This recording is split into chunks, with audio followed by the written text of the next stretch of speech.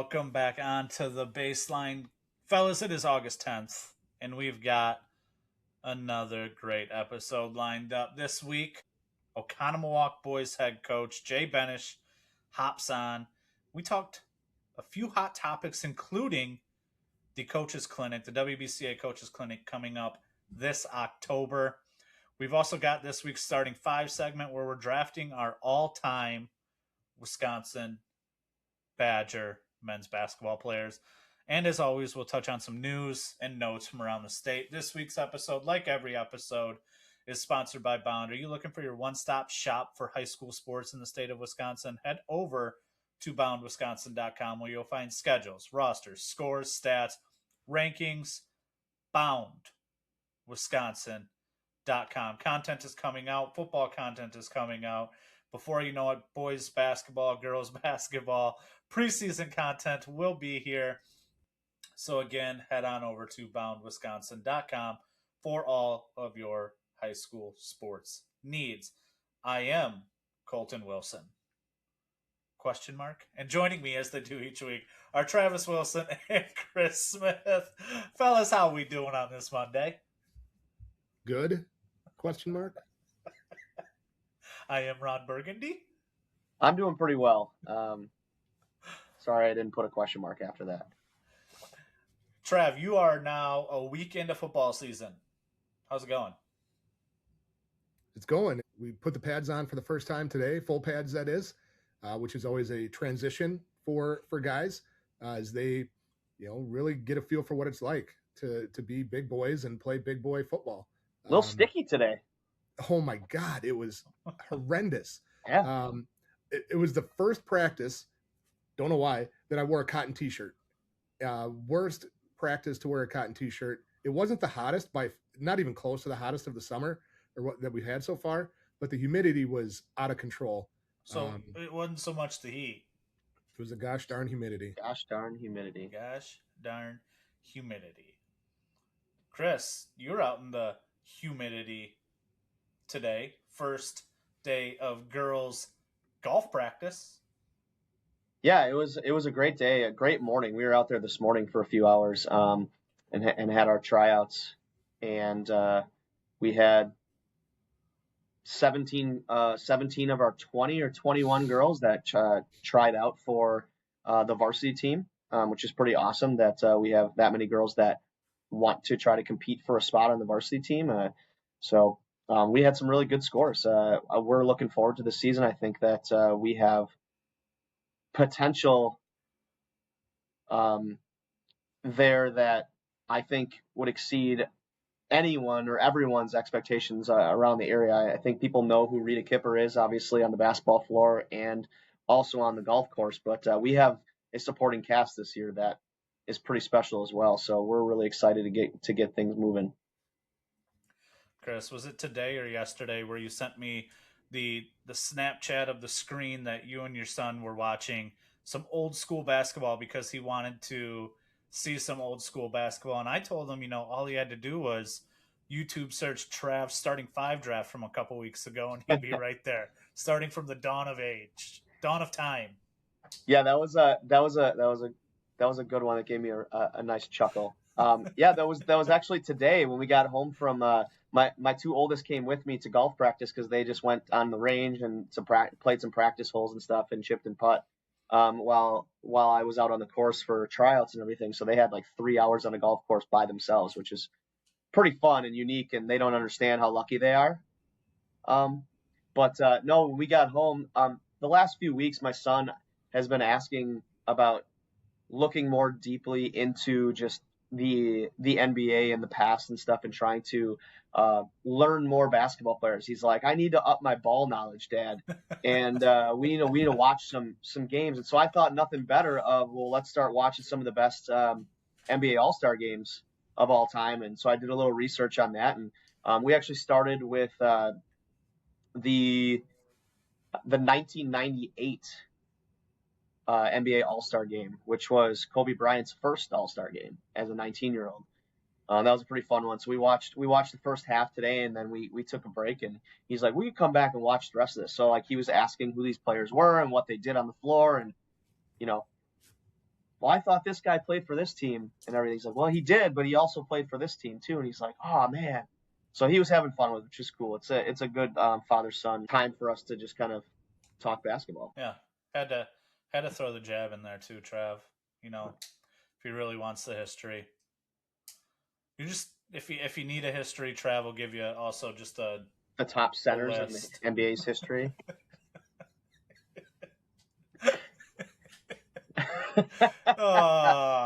Who did you take in that draft that was ridiculous? Dennis Rodman. Did Dennis Rodman. Dennis Rodman videos? Dennis Rodman. I took Dennis the Menace. I sure did. Guys, one thing I want to talk about, our friend Mark Miller tweeted out a picture earlier, was it this weekend? Over the weekend, of the blacktop, and said how, you know, on a nice day like this in the, did he say 50s through 80s, that the blacktops used to be filled, and 2000s up to the 2000s mark as well. We played on the blacktop as well. I've tried telling the kids that I coach, I'm like, hey, just go play on the blacktop. Go back to where basketball is. Don't be organized. Don't have us organize it. Like, blacktop basketball is some of the best basketball that I can remember, just because it was fun and you're going at each other. I mean, the does it count? Like, I think most of the shots, I would say probably 80% of the shots that my kids have gotten up this summer have been on our blacktop driveway. Does that count? So we're always outside shooting out there. But yeah, I mean, growing up in high school, I mean, we used to go out there all the time, Riverside Park in Watertown, man, and we'd drive by and be like, is there a game going on? If there was, we'd stop and be like, are there any good players here? If there were, then we would get out and we would, you know, call next, and you'd get out there and you play for a couple hours, and then you go about the rest of your weekend. Sometimes it was really good and you would stay there until, you know, it was almost nighttime. I told our kids when the weather really started to turn and to get outside, I'm like, also just go play without a coach or an official. So like, when you do get fouled, you're not looking over at the bench or looking for something to complain about. Like, just go do it without an adult around. I think that's one of the biggest things that kids miss out on nowadays, whether it's inside or outside or wherever, just playing to play without, like you said, without, you know, kind of a formal setting, or without being told they have to, or without being an official practice or game or whatever. I think that's something that kids are hugely missing out on. My kids, they've gone to the park in the neighborhood and shot around, and maybe they've gone up there and had a one-on-one with between those two or with one of their friends, but they don't go and just play at the park. And like you said, Chris, just see who's there and play 2-on-2 or 3-on-3 or 4-on-4, whatever it is. They don't play it. They don't play the game in an unstructured manner. And that is some of the best learning opportunities, because you have to find a way on your own to problem solve things that are in front of you, how to play against certain people, how to make different moves, how to finish in different ways. You know, that's why I think so many coaches, good coaches, are now focusing on these short-sided games and one-on-ones and 2-on-2s and 3-on-3s in practice, because they recognize that kids have lost that ability to just play and, you know, play in an unstructured setting. And I'm glad that we're seeing more of it from the structured standpoint. But I would love it if there was more kids that just went and played. I don't care if it's inside or outside. I do see it, honestly. You know, we've talked about it. We have a inflatable dome in Reedsburg that they put in a couple years ago that is open during the day. And there are kids that go up there and they just play. They play pickup basketball up there because it's open and they can get in, and, you know, they don't have to get a key from somebody at the high school, because schools are so locked down and structured and everything else, which has been pretty cool to see. There are kids that go play kind of open basketball there.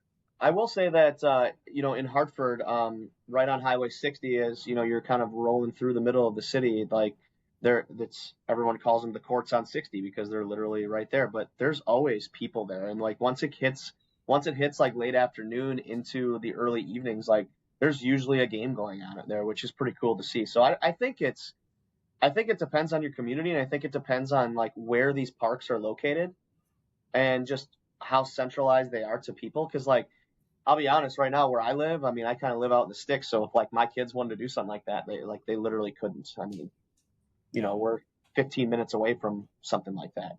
But yeah, I don't know. I think there's something to be said about going outside and just playing basketball outside, man. I remember when I was younger and uh, I lived out in the country, and man, I remember going out and playing 8 hours on the gravel and shooting around, and I would just mimic games that I just watched on TV the day before, and I'd be like, I'd be playing the role of Michael Jordan or Scottie Pippen or Dennis Rodman.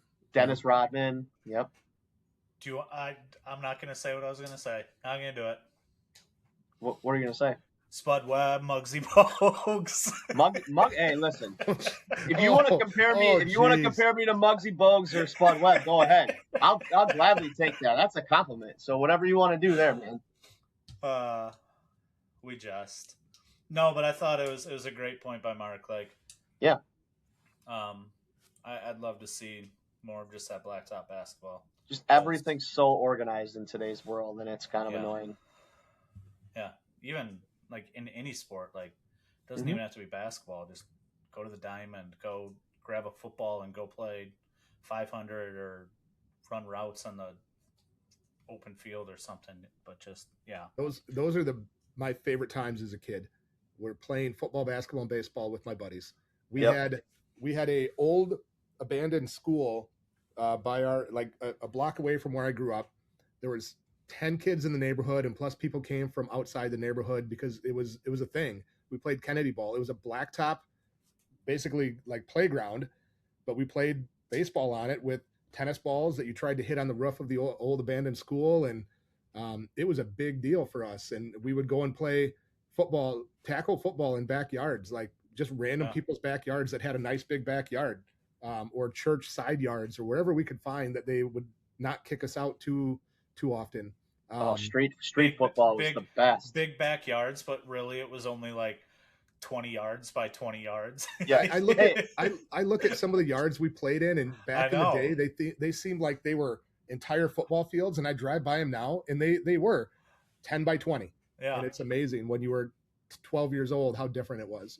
My friends and I, from when we were probably 13 years old or so, 14 years old, all the way through probably until we were, man, I bet you still a couple times in our early 20s during the summertime, coming over to my house and in our backyard, which not very big, we would have crazy wiffle ball games out there.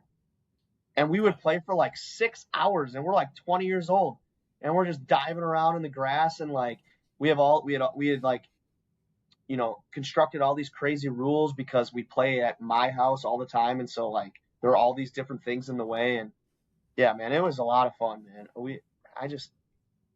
I hope that things get back to that at some point. PSA to kids, get out there and just go play. Kick your kids outside, lock the doors. Let's hop into some news. First, let's get to a couple pieces of coaching news on the boys' side. Alex Levine, one of the first guests here on the baseline, friend of Coach Smith. He had stepped away initially at Slinger. He took the AD, athletic director position there, but he is coming back. He'll stay there for 1 year as they kind of look to get a coach in following this year. So Alex Levine back at Slinger. Adam LeKelt is in at Williams Bay. And then as far as recruiting news, we've got a couple Kriegers that committed. Eli Krieger, who was at McFarland, and we've talked on here quite a few times about the mid-major offers and whatnot that he had racked up this spring. He committed to Division I Colorado State. And then Will Krieger out of De Pere, he is heading to Michigan Tech. I think he committed today. So congrats to the Kriegers. Trav, on the girls' side. Yeah, just one thing real quick on Eli Krieger. He's still playing football, though, which is impressive. He's a very good tight end for them, and they put him out at receiver. Talked to their football coach, Paul Ackley, and he said, yeah, we expect him to be out here. I talked to Coach Meinholt, the the basketball coach. He was like, I don't know, maybe so much. Saw him at league in July, but I did see video, and Eli is out there playing football. So credit to him for continuing to go out there and do something he likes and with his buddies. But on the girls' side, Jason Coker out at Kenosha St. Joseph had done an excellent job there and had been very involved in things. And then player news, a number of commitments as the season approaches and the school year approaches. Wrapped up the July, evaluation period. So for a lot of kids, the offers they have are the offers they're going to have at least for another 6 months. And so we saw some commitments. Olivia LeBlanc from Hudson committed to Charleston Southern. Beanie Thompson from Edgewood committed to Bradley. Avery Werfel from Appleton North committed to D2 Roosevelt. And then also continued, offers rolling in for Oostburg's Kinsley Ketterhagen. She's just a junior, but added offers in the last week or so from Arizona State and Illinois. I don't know how many she's up to exactly anymore, but it's 20 plus easily from many of the top programs. And she continues her ascent as one of the best players, not only in the state, but around the country in that 28 class.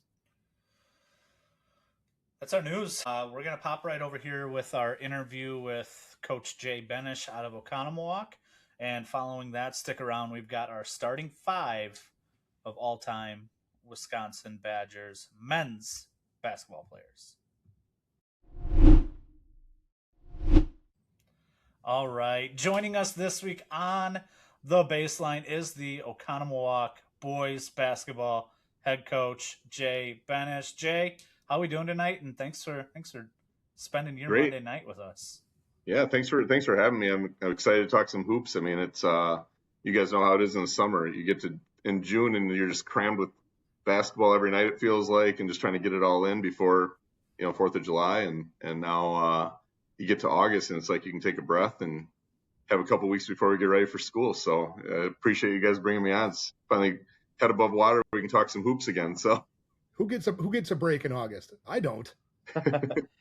It's my only break. It's funny. It's funny that you say that, like talking about June. I was just having a conversation earlier today about that, where it's like I said I argue that June actually might be the busiest month out of any month, including the season. Yeah. Just because there's so much stuff going on in the month of June that you're literally trying to cram in, like you said. Yeah, I think from a coaching standpoint, you're right. I mean, June is. Yeah, it's busy because the school year wraps up and it's like you're immediately right into it. I think we were still in school and we were already starting summer league and playing in Marquette team camp and doing some of that stuff this year. And I'm like, wow, June's going to be a tough one this year. We're still in school. We got half our summer schedule almost done. So we got out late though. We didn't get out till June 10th. So after that June period hits and you kind of you're into your August, how much of downtime are you taking as a coach? And then how quick are you getting right back into it where it's preseason prep mode? Yeah, I mean, or does it end? It does. Like when July ended, we still had our morning workouts. And as far as like getting in the gym, we'd lose a few kids at the end of the week for AAU that were traveling or whatever, a lot of weeks in July, but we're in the gym Monday through Friday, 6:45 to 8:15 doing skill work. And again, in July, it was a lot more of our freshmen and sophomores that were coming in because, they had to be there anyway. Mom and dad are dropping them off. A lot of them couldn't drive yet. Where our older kids are, some of them were in football stuff. So they were starting to being at football camp, during the week, some of the weeks. And so it was good that way. And we still had like our lifting stuff after that for summer school that all the kids stayed and do. But so we were pretty good, like through after the dead period, all the way up to the end of the month. But like my family, we took off and went to Myrtle Beach last week. So we spent the last week like on vacation. It's kind of how we schedule now because we know when basketball's done July 31st, like let's go on vacation. We don't have anything in August that we really need to be too worried about. So and then it really is just getting ready for school now that, with stuff getting back to school, I guess, more than anything, doing training and whatever else they're sending our way right now. But it's pretty laid back. So, Jay and Chris, let's go. Both of you have been married for a while. Both of you have had both of you have kids. How long did it take for your wives to understand, hey, like November to March, no, and then June, no, when it came to getting away, getting out, maybe, oh, I want to do something in the winter, but I can't. Coach, you want to take that one first? Well, my wife, I don't think she's fully like understood that completely. Um, and I don't think she cares to be honest. And I appreciate that. Like, I think it's just really tough. I mean, our schedules are just absolutely insane, November through March, and then, like I said, the month of June is really wild. And now my kids are involved in a lot of stuff. So we are really trying to map out our spring. Our spring break is a big thing for us at the end of March, and it actually falls in line with my wife's birthday, which is phenomenal, and my son's birthday. So we usually always take a trip as a family, and it's their birthday present pretty much, and then we celebrate their birthdays like usually in another state, which is pretty cool.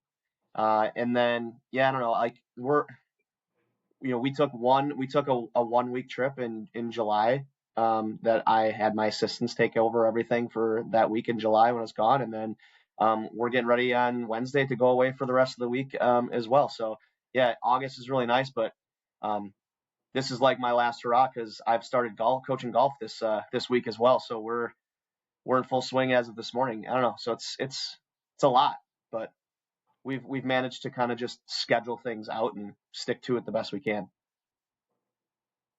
Yeah, hey, Coach makes some good points there. I think it is about that scheduling piece. Like, it kind of becomes your norm, like during the season, that November to March, where it's like you're on call. It's like, okay, well, I got to run up to school and do this right now, right? Like, kids want to come in at this time, so I'm gonna like head up and open the gym, and it just kind of becomes like, okay, we gotta sometimes work around that, but we actually don't have kids, so I don't know. Some of you coaches out there that have many kids or multiple or whatever, I don't know how you keep it organized. Like, we stay busy enough without kids. It's tough, but I think the one thing that over the years, my wife and I got married when I was coaching in Jefferson. She's actually from there, and we moved down to Oconomowoc here, and we try to find time each week to like just schedule out, like, we're gonna go do something together, whether it's grabbing a bite to eat or just finding something, maybe driving into Milwaukee and doing something there. But especially during the season, just to try to find those times to like step away from it and kind of clear your head, like just put the phone down, and not be taking emails and calls, and just do something fun. So we've tried to make that a point, as we've gotten through this a little bit more together in this process of coaching a high school sport and whatever. And I would just say in our community, it's been really good. Like, we have good families. They don't tend to, if they see you out somewhere, they don't try to corner you and just want to talk hoops the whole time. Some do, but most of them are pretty good about that. Just being aware, I guess, of you're trying to have some time to enjoy and be a person, and not a coach all the time. So and I can appreciate that. I think my wife keeps me grounded in some of those regards. So.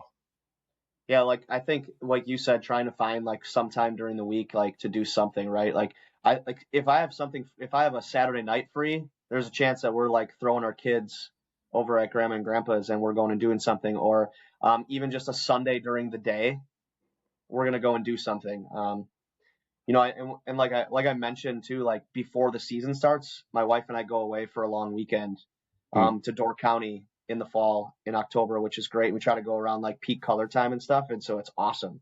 And just, we don't have a plan in the world. We're just away and we're just being adults and not worrying about our kids. And I think that's really important too, is to like, hey, plan something out preseason. Make sure that like, you're getting your fall and into your winter like off on the right foot, and try to continue to build through that, because it gets to be quite the grind. You almost become strangers. Yeah, I think for some of us that have done this for a long time, it's probably the key in being able to continue to do this. If you want to keep coaching and you're married, have a significant other, whatever it is, like you have to figure out a way to make it work where you still are finding time to do those things that Chris is talking about there. And I said, because if you don't, I mean, you guys see it, there's how many openings every year, whether it's high school football, high school basketball, like, and you burn yourself out. Like if it's just like you'd never give yourself that break, even, just like you said, even if it's an afternoon, that might be enough just to during the season to reset and be ready for the week. And I think the other side of it, and I think my wife would agree on this, but having really good assistants is so key. Just being able to like trust on a Saturday morning, that, hey, my assistant's going to be there. Like I can cut out and go to a family thing if I need to. My assistants will handle it. You guys know you don't do it very often, but when you really need to get away and like something's important that you got to be at, like you don't feel like you got to be checking in and going, okay, hopefully nothing's getting messed up or somebody's not doing what they're not supposed to be doing, but I think that's a huge part in being able to feel like we can go do this and not be missing out on something or being somewhere you need to be. Yeah, I think we've talked quite a few times here on the baseline just about our partners and kind of the MVPs that they are holding things down during the season. I don't have that full head coach responsibilities that Chris, Jay, both of you have, but I feel it even in what I do. And the spouses in our lives that let us do what we do, it's big thanks to them. Absolutely. Coach, you got a squad coming back this year, headlined by Mason Medina. What are you looking forward to with this season for your squad? You compete in a Classic A conference that has seen Arrowhead at state in recent years, Kettle Moraine at state in recent years. Catholic Memorial has been there. I don't remember the last time they were there, but it is within the last 15 years. What do you do to get ready? What are you looking forward to for this season with your squad? Yeah, I mean, it's a grind. I mean, every night you got to be ready. There's no nights off. When you look around the league and you don't look and go at the schedule and go, oh, there's that team. That's one that we should be able to get that one or whatever. There's just no nights. I mean, any given night, someone could be upset in our league, and you do see that in the scores. It plays out that way a lot of years. And that's what makes it fun. That's why you do it, right? It's there's some great coaches in our league and there's some good athletes. And then on top of that, each team seems to have a couple good basketball guys too, that can really play. So with our group, I'm just really excited about we're a year older because we only had 4 seniors last year, really only 2 of them that were significant, playing significantly for us. So we played a lot of young guys. I think we had 7 sophomores up and we only had 3 juniors. And then the 4 seniors. And so it was one of those things where we're up and down. It was just inconsistent. It was all the time inconsistent. Like we could look good for a half and be up at halftime and then just not be good in the second half.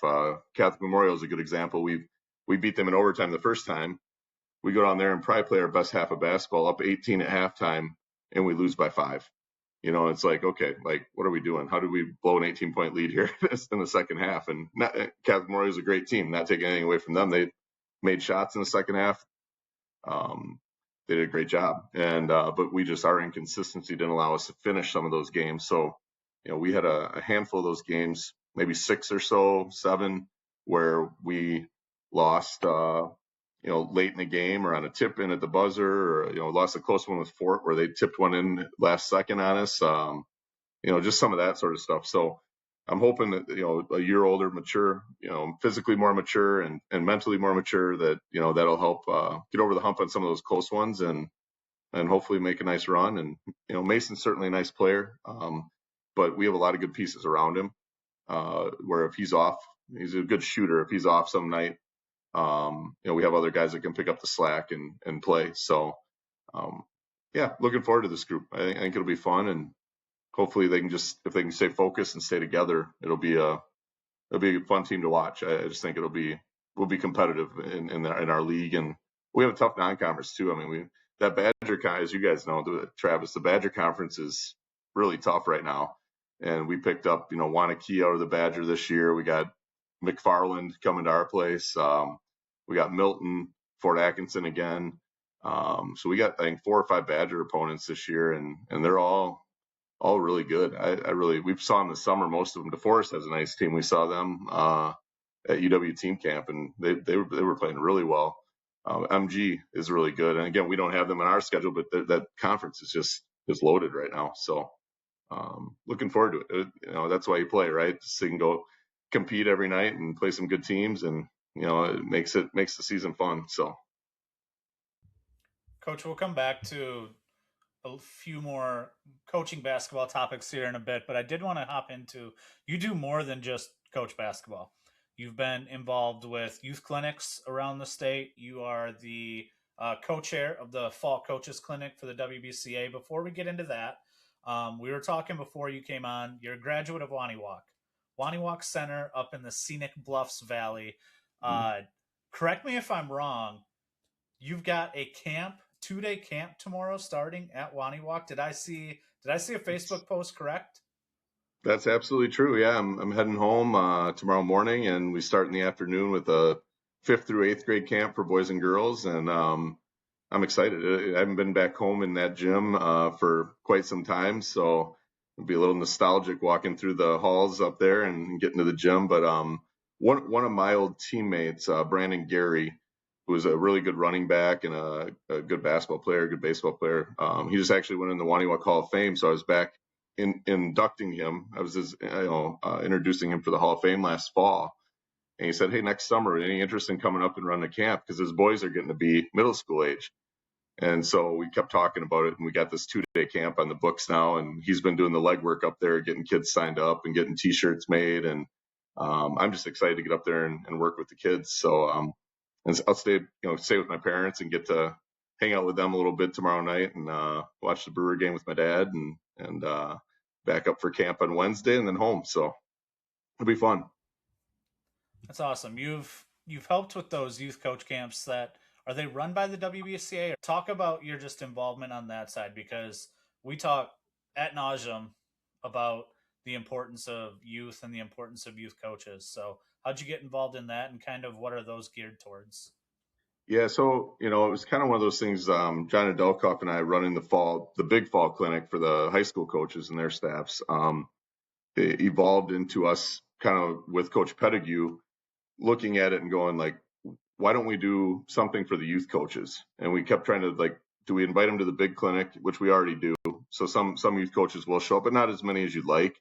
So we're trying to think of ways, that youth coaches could get some clinic time, maybe come up with a few drills that they could take back for their youth teams. And really where that went was Coach Pettigrew then ended up kind of saying, he said, think about it. A lot of these guys aren't teachers like we are, or they have normal jobs. It's hard for them to get out and come to a clinic on a Thursday or, Friday morning. What if we do a weekend and do some regional sites around the state and invite those youth coaches on a weekend? And so we kind of ran with that. We eventually, John and I got Jake Urbantrout from Wilmot involved and Adam Jacobson from Marathon. And they've kind of taken it over now, and we've happily let them because there's enough to do with the main clinic that they were great running with it. And so we have sites. There's a Southwestern site, usually at Platteville High School, I believe. They do one in Madison area. We host one in Oconomowoc. Usually there's one in Neenah or Kimberly, whichever one we can get up that way. And then Coach Fergut at La Crosse Central has one that way.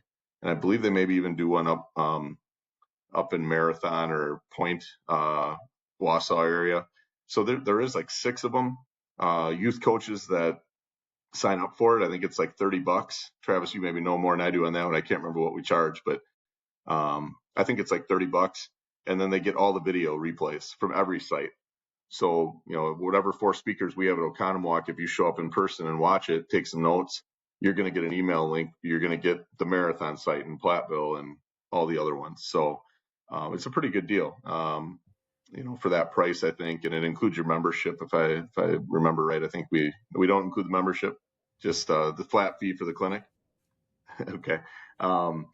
So anyway, really good deal. And we actually just had an email today. They're starting to organize where these are going to be held this year and start looking for speakers. And that's a good one.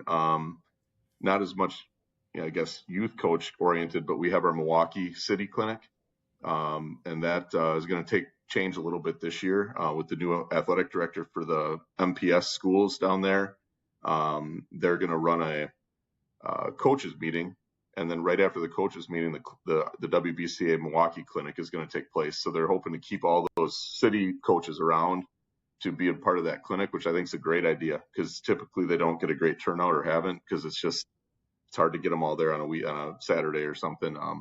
So they're going to do that this year. I think Sean Kreider is maybe a little more involved with that this year. And I'm trying to remember blanket on the new AD's name for MPS, but they're working hand in hand to try to get this thing going.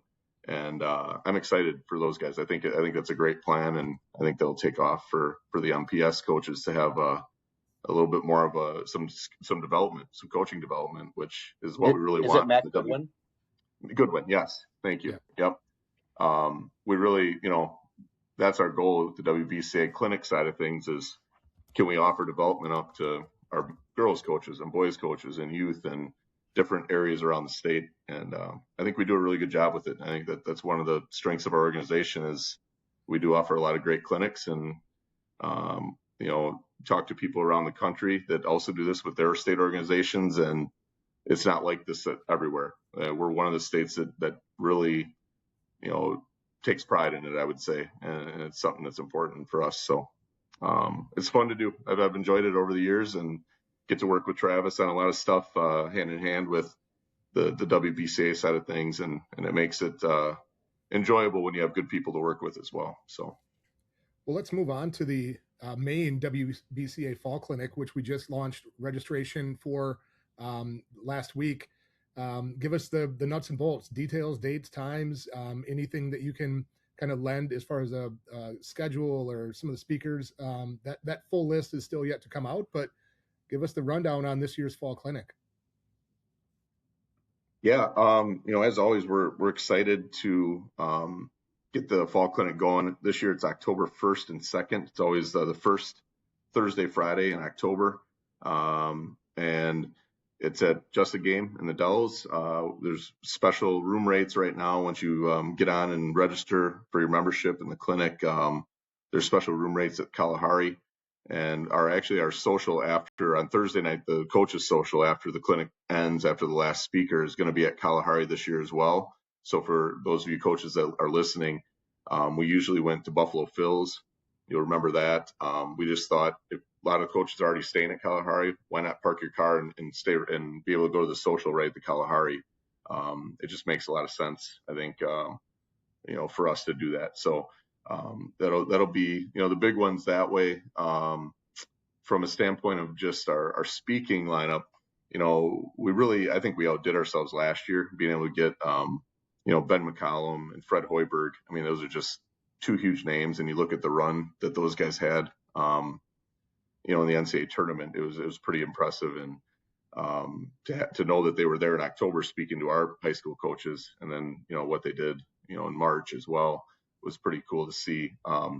This year, we're excited to say that we have just a really solid lineup of some mid-major coaches that do a great job speaking and going over topics. So, we've got John Tower from St. Thomas, which he does a great job up there. He gets a lot of Wisconsin kids to come up there and play really hard for him. And St. Thomas is kind of one of those unique programs where they've made the jump from D3 to D1, and they did it with a lot of kids from our state. And it's been pretty cool to see that way. So he's excited to come down. We just talked to him the other day. We have Brian Wardle is coming back, and he's down at Bradley. Again, he spoke 2 years ago, I believe. Great clinic speaker. I thought he was one of our better speakers 2 years ago. Just a lot of energy. Talked about some really relatable topics for high school coaches. We have Bart Lundy coming back. We haven't had Coach Lundy since his first year at Milwaukee, and he's building something really special down there. He's got a bunch of in-state kids that transferred back to him, and they do I've went and watched their practices. I can tell you right now, Coach Lundy does some phenomenal things on the defensive side with his press and his energy and the way they get up and down and play full court. He's going to bring some of that to the clinic, and just talked to him a few weeks ago, and he said, whatever I have going, I'm gonna change it so I can be at that clinic. He goes, I want to be there. It's a clinic that I always have enjoyed talking at. And then we have Matt Markajik from Northern Illinois, newly hired, right? I mean, he did a phenomenal job at Northern Michigan. getting a lot of kids again from state of Wisconsin, and he started already offering kids from our state at Northern Illinois, and brought a great staff together there. So he'll be up to speak as well. And as Travis said, the whole list isn't out yet. We do have a few more headliners that we can't say yet because they're not fully confirmed, but we think people will be pretty excited about on that end. And then a host of high school and D3 and D2 coaches that you'll see as the schedule comes out, how we have them kind of in our back room with the four courts back there. We'll have a bunch of coaches filling in there with some different topics.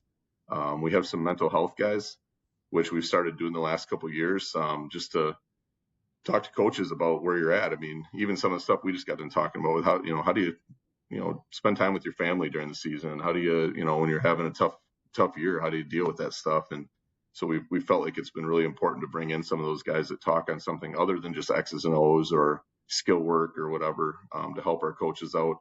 And then we have a couple skills trainers, Mark Cassio, if you're all familiar with Mark. He's a phenomenal skills guy. If you haven't seen him, get to the clinic and go watch Mark's his talk. He's phenomenal. He's out of Louisiana, but he does a lot of work throughout the country with skills work and skills training, player development.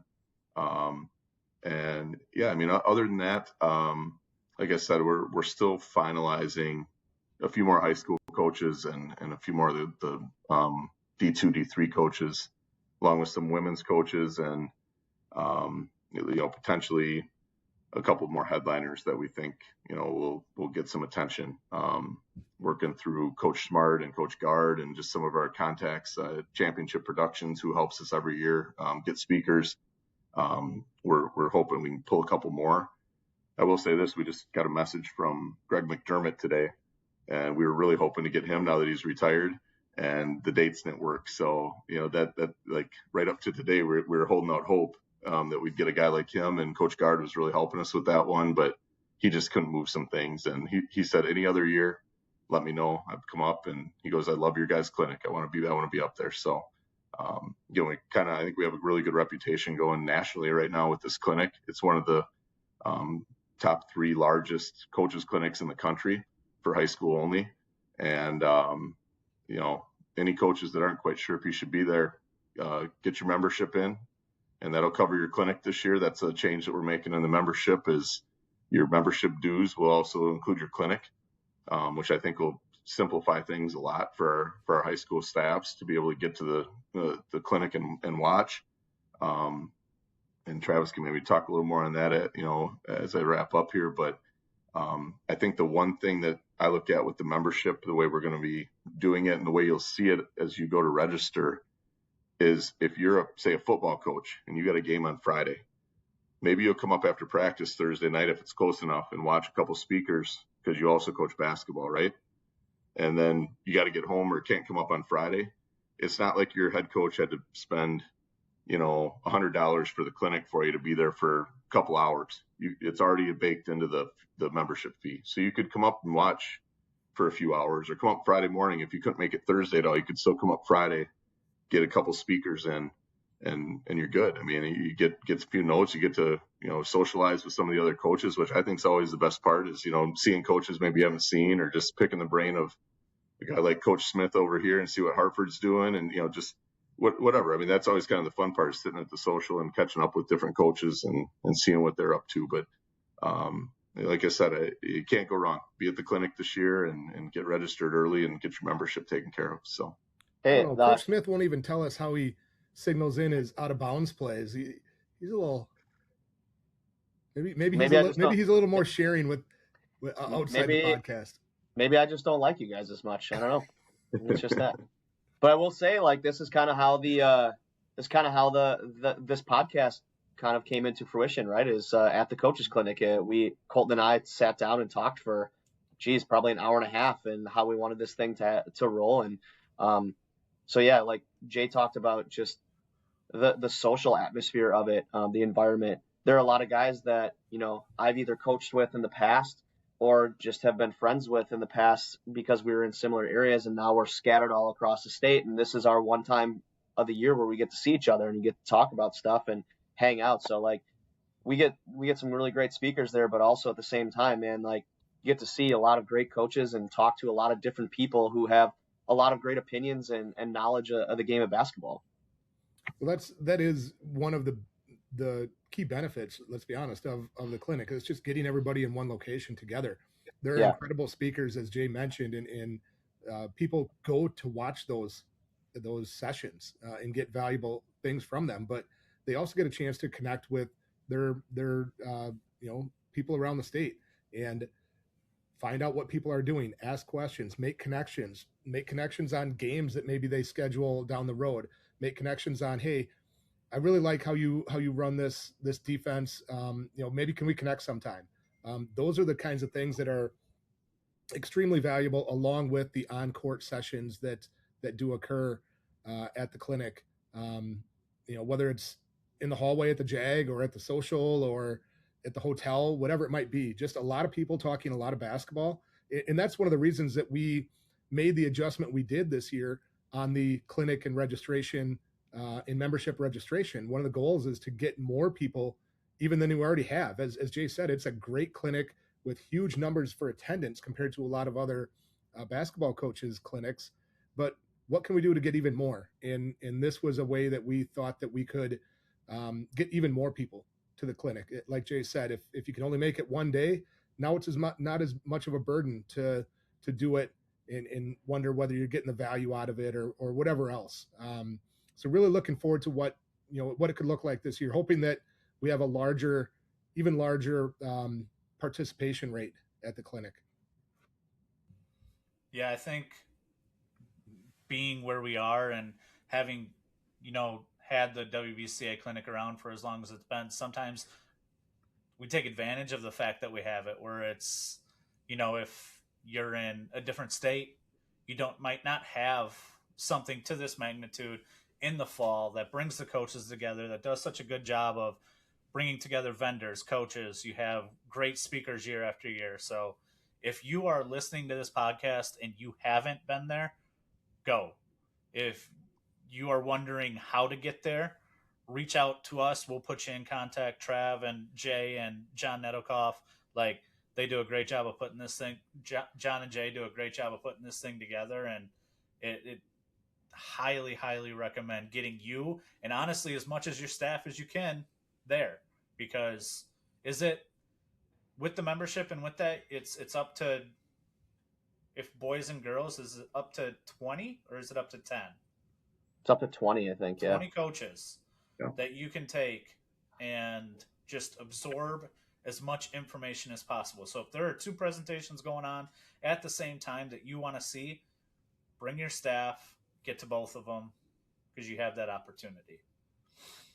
I think the other thing that I always look at, we get a lot of the speakers, as we get them confirmed, they'll reach back out and say, what should I talk about? What should my topic be? And from my standpoint as a high school coach, and trying to think about through the lens of even a youth coach, if they came, or, no matter what system you run or defense you run, we try to tell the speakers, let's get a variety of topics here. Somebody else is already speaking on ball screen defense. We don't need 3 people talking about that. Is there something else that you could bring? Or I'll even tell them, from a high school standpoint, if you're a Division I college guy, like a Ben McCollum last year at Iowa, you could talk about all the different sets you run and all this stuff that works. Hey, we throw this lob to this guy, and I'm thinking, man, I don't have players like that. We're not throwing lobs to anybody. I hope not, anyway.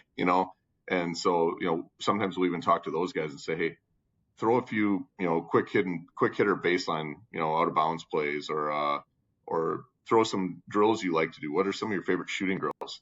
Because that's stuff that anybody can use back with their teams, and I'm sure you guys as coaches too, when you come to the clinic, that's what you're really writing down in your notebook. If you're watching somebody, is like, what's something that I can take back to my team and use with my guys, and that makes sense for us.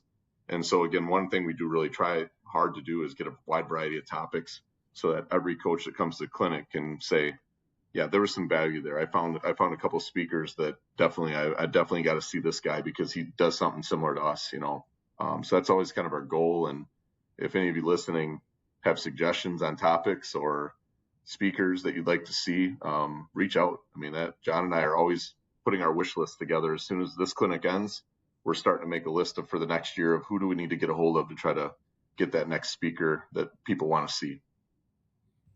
Jay, you and I have been involved in the WBCA for a long time, 15 plus years. I can't remember when you had joined the board, but it's been a while. And one of the things that I get a lot, and I'm guessing you do too, is how do I become involved in the WBCA? How do I connect with people and share ideas? How do I ask questions? Who do I go to for information? What would you tell people that are unsure or newer in terms of how they can become involved or connect with the WBCA? Yeah, that's a great question, and you're right. We do get that one pretty often. I think as board members, especially coaches, aren't quite sure. Hey, I've really sat from a distance over the years and admired some of the things that you guys do, the events that you run. Is there any way I can get involved with it? And I guess personally, like, I was fortunate to call Coach Pettigrew a friend. And when I was in college playing at Viterbo, I reached out to him and asked if I could work his tri-state camps back in the day. And I went down to Beloit College and worked tri-state camp for Coach Pettigrew. And we just stayed in touch over the years. I got my first coaching job at Jefferson, and he reached out and asked, if he could mentor me and, that sort of thing. And then eventually a spot opened to help John out with the clinic stuff. And because I worked for the Football Coaches Association, helped with their clinic, it was Jerry had reached out and said, would you like to come over and help out with ours? And so that I got involved that way because of through Jerry. But we have so many great events, whether it's the All-Star games, June Jam and SummerSlam up in Appleton, our all-state academic all-state banquet and our all-state banquet. It could go down the line. There's always need for extra hands, extra workers at those events. And I think that's the best way to get your foot in the door is to, hey, can I sign up to work at the All-Star game this year, helping in some capacity for the Coach Association? Absolutely. We have a lot of board members, but they can't always make it to every event. So if there's coaches out there that want to get involved, reach out to myself, Travis, Todd Fergit, any of those guys we can point you in the right direction, and get you involved. And it is rewarding, because you get to get back to the game. And again, nothing's more special in my opinion being part of the WBCA and having a kid play in the All-Star game and being able to come watch him at an event that we sponsor, or being at the clinic and taking a young assistant coach with you and opening their eyes to, like, hey, this is, like you guys said, the camaraderie of high school coaching, meeting these other coaches and listening to speakers. There's just the opportunities I think that the WBCA gives coaches around our state is second to none. And around the country, and I would just say any coach that wants to get involved, I think you'd have a lot of pride in the work that we do and the things that we do as an association. So, Coach, you kind of touched on a next question that I had, where you had gotten kind of your foot in the door working those Beloit camps, those tri-state camps with Coach Pettigrew. You've been at this for 20 years as a head coach between Jefferson and Oconomowoc. Outside of those Beloit camps, what else did you do early on that helped you tremendously as you progressed? Whether it was those camps worked, clinics you went to, et cetera, that maybe helped you get your foot in the door or just, learn. Yeah, it was kind of crazy. The first year that I worked tri-state camp for Coach Pettigrew, I got down there and I thought I was just going to be like reffing games and helping out with maybe a couple stations or whatever. Like, he didn't really tell me what I was going to be doing. He said, come on down, we'll find something. And apparently Fenimore's varsity coach couldn't make it that weekend. So he made me coach Fenimore's varsity team. It's the first team I've ever coached after I graduated. I was just finished my freshman year of college. And it was like, I'm not much older than their kids, So it was really kind of funny. And so you'd ref your team's game and then you'd stay after you'd coach your team's game and then you'd ref the next game after yours. And so I would always happen to get Cuba City's games the next one. And it didn't matter. You could not keep Coach Pettigrew happy. Like, if you blew the whistle, you were wrong. If you didn't blow the whistle, you were wrong. He's yelling at you the whole time. And then we had Al Sheevy from Slinger always had his teams there. So they had to play in the championship games, Slinger against Cuba City, which seems like that happened about every year. And so I get stuck reffing that one. I'm like, man, I need to get some earplugs or something because both these guys are just going to be on me the whole time. But it's stuff like that. I mean, you kind of cut your teeth, right? I mean, how many 19-year-olds, 20-year-olds get a chance to go to a camp for 3 or 4 days and coach a varsity team against really good competition, which Tri-State always was. And that kind of, sparked me to reach out to, guys like Bo Ryan, who had recruited me to come to Platteville, and then we kept in touch, and Coach Gard. When they got to Madison, I went and worked a bunch of the Badger camps, overnight camps. Kind of made it my summer job. Actually, when I was playing in college, we went out to Creighton. We worked Dana Altman's camps out there. We'd stay for the whole week. We'd get out there on Sunday, stay all the way to the following Sunday, and work 2 camps. Just blessed with some really cool opportunities to sit, in the lobby of the dorm rooms at Creighton, hanging on to Tucker DeVries while his dad goes and does room checks. He's just a little guy at the time. And so, it's Coach DeVries. He's at Indiana now. And it's like, he's the guy we're trying to get up to the clinic. And I called him and said, hey, remember I used to hang on to your son while you did dorm checks. Him and I would sit and eat pizza down the lobby. And so he's kind of laughing about it, too. But when you're young and don't have anything else to do, you'd get in the car and drive to Creighton for $500 for the week and work camp, or go to Illinois when Bill Self was there. So I did a lot of that when I was young, just to try to make some connections, meet people, learn. And, I honestly believe it's how you learn to build relationships. Is you go to camps where you don't know any of the kids coming in, and you're given a team of 8 kids, and you got to get to know those kids pretty quick, try to get them to buy into what you're telling them, or to learn, somewhat of what you're trying to do offensively, defensively. And then you're just going to go have fun. Like, it's just playing basketball after that. You just go play and have fun. And, there's a lot of those kids I still keep in touch with. Kid from Fenimore, Ryan Cussmall, you guys probably remember him from back in the day. Really good pitcher. Went on to be drafted and play in the major leagues for the White Sox. Ryan and I went to a Brewers game last year. He's done playing baseball now. He's back in the area, and he called me up. He goes, hey, Coach, remember all those years ago you coached us at Tri-State, and we've kept in touch. And he goes, let's go to a Brewers game. So I went to a Brewers game with Ryan, and he was one of those kids on that first Fenimore team that I coached at Tri-State camp. And it's kind of special to be able to do that stuff. And I would encourage any young coaches, if you get a chance to work camps, in your area, or run your own camps, do it. It's just, it's humbling in some ways, because you don't have all the answers, and you got to figure it out on the fly as a young person, that it's not just, coaching isn't just handed to you just because you're, a freshman coach or whatever. Like, go out and challenge yourself a little bit, coach some kids you don't know. I think it's helpful. But Coach, how would you compare that pathway that was probably more common back then, when we were at that age, and now many coaches come up and they start coaching club teams or coaching an AAU team? How does that change the dynamic for young coaches? How does it change, their ability to move up? Yeah, I think that's a great point, Travis. When you think about club teams, there's a decent amount of money involved from a standpoint of having to pay to be on those teams, right? And not that you didn't pay to go to the camps, you did, because it was, you had to pay for your meals in the dorms and all that stuff. But, as a camp coach back when I was doing it, you weren't getting paid much. I mean, you were getting your meals for the week, and maybe, UW Platteville would give you 3 T-shirts and a couple pairs of shorts to come work camp, and you get to play some pretty good pickup games with some guys after camp was done at night. But with the club stuff now, a lot of those fees that the players and their parents are paying paying you to go travel with them and be at these tournaments every weekend, coaching those up, and you're getting to know those teams. And I think there's value to both of them, really. When you think about it, like, you are, depending on which club you're coaching and what tournaments you're going to, you're coaching some pretty high level things at times against some really good competition.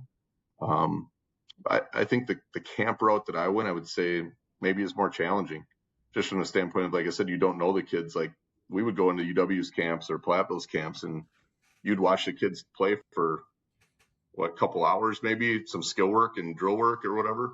And then they'd put you in a room and have you draft your team. And it's like, you're walking around with a clipboard, like writing names down, like just watching kids do some basic drills and having to evaluate very quickly and go, yeah, that kid can really play. I want to get him. Or you'd have to, just to be able to draft kids, like, it forced you to have to look for certain traits and characteristics and even their character as a person, leadership wise, in a quick window of maybe 2 hours, and then have to go pick them and then coach them. And I thought that was really valuable in my development anyway. I would say as a coach, just evaluating youth now. We just did our youth tryouts a couple of weeks ago. It's like I still use some of that stuff I used at those camps to be able to evaluate our youth kids and get them spread out in the right teams as we go forward. So, Coach, this will tell you how good of a interview I think this has been. Is I've had to strike out 3 or 4 questions that I planned to ask you, but we've already taken up enough of your time that we're going to have to save those for the second time back on. We'll get to some quick hitters here with you. We'll ask a couple more questions, then we'll get you out of here. But again, really appreciate what you've given us so far. Because like I said, I have 4 or 5 questions here that I plan to ask you, and they're all striked out. That means we're gonna do it again. Part two. Yep.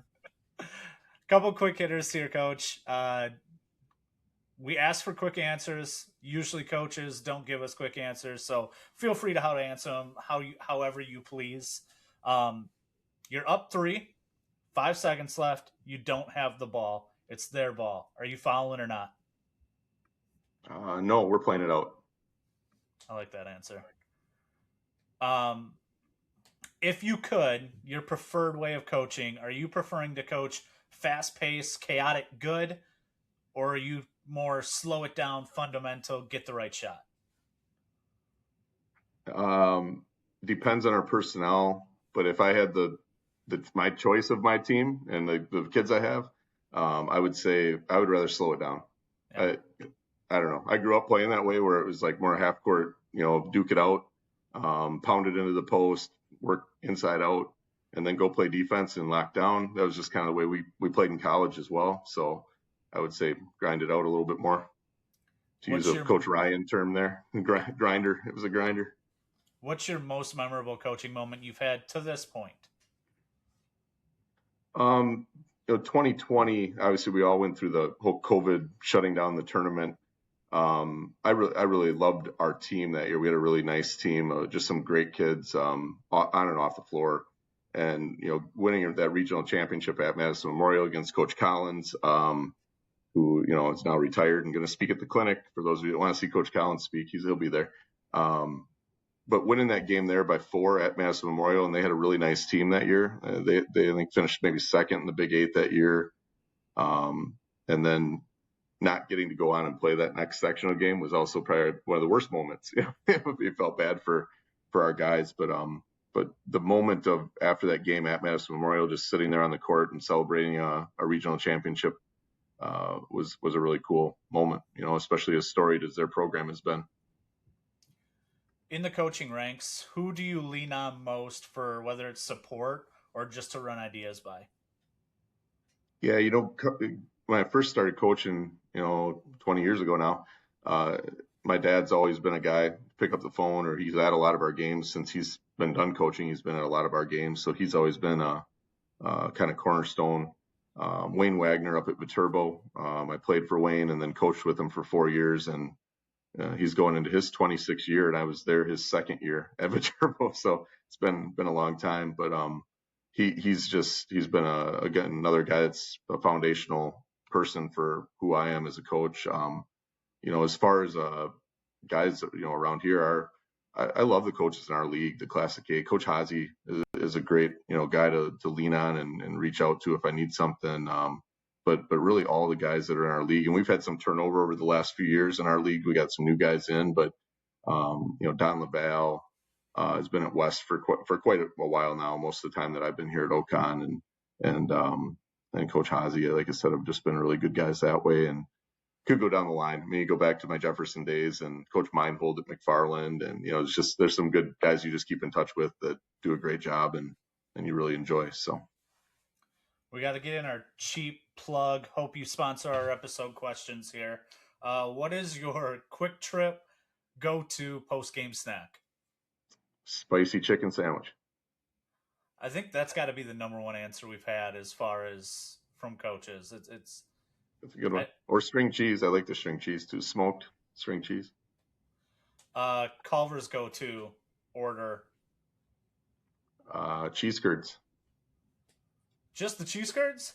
Just that, yeah. Hey. I like their burgers and everything. I get those too, but if you told me I could only pick one item off the menu, it would be cheese curds. So we ask this to every single coach that comes on, and it's one that I think is one of our favorites to see how it's answered. You got to start, bench, and cut.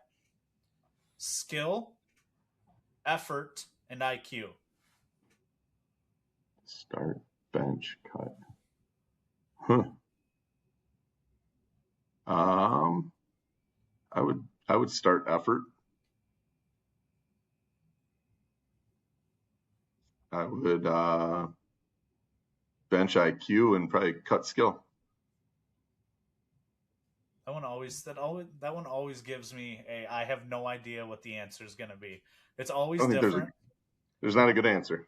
There's not a good answer, and there's also not a wrong answer. So I think, Colton, I think it does tell us a little bit about each coach, though, to be honest with you. I agree. About their philosophies, about how they want to coach, the style that they coach. I think how they answer is a really good indication of that. Like Coach Benish said, if he had his druthers, he would slow it down and pound it in and play fundamental basketball. And that's an effort and IQ thing, less maybe than skill. Whereas the coaches that have told us skill start and bench effort or IQ maybe, I think usually play a little faster, and it's indicative of how they look at the game and how they coach the game, I think. I agree. I would agree. That makes a lot of sense. Jay, to tease our starting five that we're doing, if you haven't watched the pod or listened to the pod, we do a starting five in these off seasons where we've been just drafting topics. There's not so much basketball to talk about in this off season, so we found this to be a fun little discourse and side adventure for us. But we're going to draft all-time Wisconsin Badgers. So why don't you give me your Mount Rushmore of men's Wisconsin Badgers? It's a tough on-the-spot question. That's tough. Coach Carter? Inside joke. Oh man, I'm gonna have to start at the point guard with Devin Harris. I'm gonna go Devin Harris there, and I think you go on the other end and go Frank. Right, got to have Frank on the team. Man, that's tough. There's so many good ones, I mean, I'm gonna go Orlando Tucker. Throw him in there at the 4. Guys, we will have a very interesting conversation about Orlando Tucker when we do our draft. I'll just say that. We haven't done it yet, so it'll come up. I'm gonna put Nigel Hayes in there. I think some of the intangibles that he brought from a just physical, tough guy, effort standpoint. Liked what he did. I need one more. I need a shooter. You know what? Give me Bronson Koenig as my shooting guard. Such an underrated shot. I thought so too. Especially you think about that crew he has around him. He's just got to catch and shoot. So he was a guy that could really fill it if he was open. Coach, the last question that we're going to leave you here with is, before every interview and before we get this thing going, I'll kind of ask AI, hey, do a little Google search on Coach Benish. Do you know who he is? They'll say yes. And then I'll say, hey, whip me up a question to ask him on the interview to end the interview with. And this is what AI whipped up for you as your question of the week. What is your biggest basketball pet peeve, something players do that drives you crazy? It's an easy one. It's the guys that wear like the one leg sleeve. They only have one leg sleeve on. I can't do it. We don't do headbands or arm sleeves or any of that stuff. But the guy with the one leg sleeve on, like, make it make sense to me. Help me figure this one out. I can't figure out why you're doing that right now. So, yeah. You were quick with that one. I like that. Yep. What about the 2 different colored shoes? Like that? Is that your that doesn't bother me as much as the one leg sleeve. I don't know. It's just something about it. Out of curiosity, are the 2 shoes, are they sold together, or are they 2 different pair of shoes that? sold together, right? Okay. Yeah, most of the time. There are some like the Kobe's, if they do the Grinch and the reverse Grinch, that they'll buy them and then they'll go on some message board or some swap thing and they'll swap Big one shoe shoe guy. or whatever. But most of them they're called a what the Colton. Mhm. So it's the Sabrina what the Ja what the. That's what those are. That's usually That's what I interesting. say when I look at them. What the? That makes sense. Jay, really appreciate you coming on. Coaches, again, if you have any questions related to the clinic, it's something that if you're a coach in our state, we can't recommend enough getting to. Reach out to Jay. Reach out to us if you can't get a hold of Jay, and we'll put you in touch. So, Coach Benish, thanks again. Hey. Have a great rest of your Monday night. Thanks for having me, guys. You hit me in the fields today. You talked about UW Platteville camp. I went there when I was in high school. Mhm. Talked about Tri-State camp. We went there when I was in high school a couple of different times. We were talking before the show, played against each other. Back in the day, you're younger than me, but came over and played in Richland Center for summer league. So it was a good nostalgic look.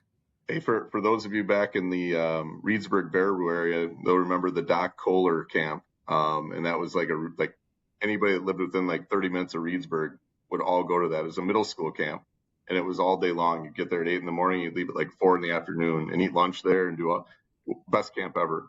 Saul Phillips used to coach. He was my coach one of the years.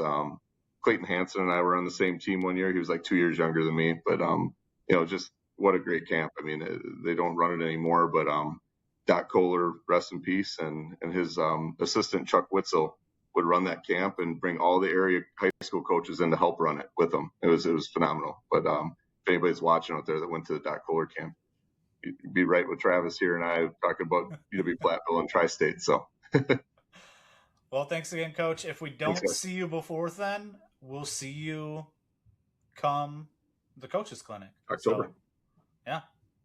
Appreciate it. Good. Thanks, guys. Thanks, Coach.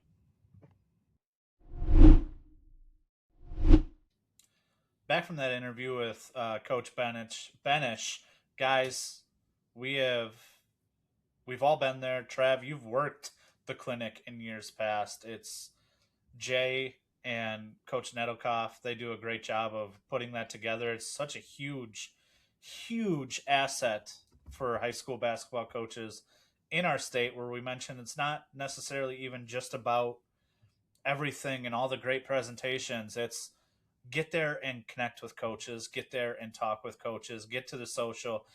Hell, it's where this idea for the baseline became a thing, was at the social afterwards. Yeah, the social is a great thing.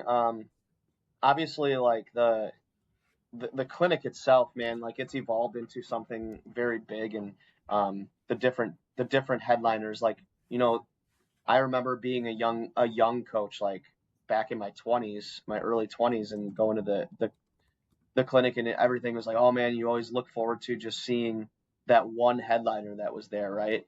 And the other guys were just like filling time until you got to that guy. But now there are always multiple guys that I'm always excited to listen to. And sometimes, when you go over to the other gym and there's 4 of them going on at the same time, it's like, well, I know he's going to talk about this, so I want to listen to what he has to say about this topic, and then I might sit there for 10 minutes and walk over to the next one, or I'm like listening to kind of all of them at the same time and just popping around and seeing which ones are most intriguing to me. So I think that's really nice, having choices with some of the more main people in the other gym, and where you sit down and you listen to that whole thing. So I think it's evolved into something great, and I think more and more people need to jump out and go see it and be a part of it. I have a lot of pride in being a basketball coach in the state of Wisconsin. I think our state is tremendous when it comes to basketball, and that was part of the reason why Colton and I, started having those conversations at the clinic at the social, is because we really, really wanted to continue to expand on the state of Wisconsin and its tremendous athletes in the game of basketball. And there are a lot of people like us that we're finding out at the more and more we do this show. There are more and more people like us who just want to come out and talk about basketball. Yeah. Talking hoops is fun. We say it all the time. Talking hoops is fun. the conversations that are had at the social, at the clinic are awesome. Yeah. I've had some memorable conversations at the clinic And with groups of coaches where you sit at the table. And you'll talk to coaches that you wouldn't any other time in the calendar year almost, unless it's the state basketball tournament up in the suite or down Absolutely. in your seats. So another great way to connect. Another great event, and big thanks to Jay for coming on and just highlighting it. I think he did a great job of kind of talking over that event. So this week, well, before we get into this week, let's talk about last week's starting five, because we did have the poll, and it actually, I think, worked. Obviously, we got because more than 3 votes. Chris won. I'm coming to realize, Trav, that Chris might just win all of them. You may have like a lot more followers. I may have less followers, but Chris's followers are like his friends, and they're just going to keep getting in the voting poll. I mean, Chris winning is like, is winning. You guys just keep doing your thing. Okay, winning Chris is winning. Like you guys call whatever you want. The Royals that used to stuff the ballot box in the MLB All-Star Game voting, and like 9 of their players that were totally undeserving got selected to the All-Star Game. You just got to market yourself in a better way, guys. Okay, maybe you need to change your last name. Oh, it's time to rebrand. Son of a gun. Time to rebrand. Here we go. No, that required caring. I don't care. This week, though, we're going to do the all-time Wisconsin men's basketball players starting 5. Again, this is not positional, so this is not like what Trav didn't understand, that we weren't doing the one time we did it with the NBA. This is just all-time greats. So it doesn't matter. I chose to draft my team the way I chose. It's not that I didn't understand. That's Trav, true. That's true. He did. And Colton, you did take Dennis Rodman. Yeah. You got applauded for taking Tony Romo last week, which is just baffling to me. What the hell's wrong with Tony Romo? Guy was 25 a game his senior year in high school. Compared to the other guys on the draft, Tony, we know you listen, so these shots aren't personal. No, you know what? We're calling Tony. We're getting Tony on the show. All right, Tony. We'll be Somebody in touch. give me his number. We'll be in touch. But yeah, this week we're doing all-time Wisconsin men's basketball See how much players. beef you have with the men. I don't have any beef with him. I have beef with your pick of him. Okay. Totally different. Coach Carter, right, Travis? That's what we always have to say. No, apparently now it's the Rico Gathers pick. I might take I don't know. We don't either. I was gonna throw a name out, but he's from Wisconsin, and I don't want to do that for who I was gonna take here with the number 1 pick. But we'll just hop into this thing. We're all-time Wisconsin men's basketball players.